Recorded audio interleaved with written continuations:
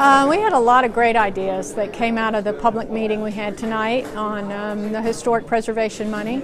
There was kind of a consensus about it should be structured as a combination of grants and loans in order to get the work done. We've got a lot of ideas about what kinds of properties it should be used on, from cemeteries to colleges to housing.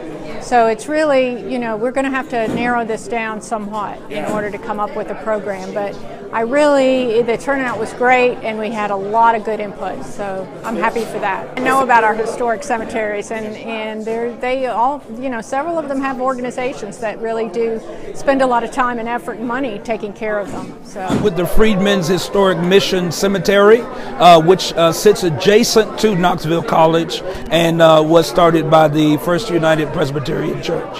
Tonight, one of the things that really stuck out to me was making sure that the facades of the organizations, of the properties or the sites were correct, because it's imperative that our community looks like what we really put together as our history and our value. The other thing that really stuck out to me tonight was us being able to make sure that the educational resources that each organization may present would be able to be preserved and passed down. And so the incentives for people who have properties that are historic, but making sure that the educational paradigm of it is passed down, it is extremely imperative. That stood out to me tonight. It was beautiful.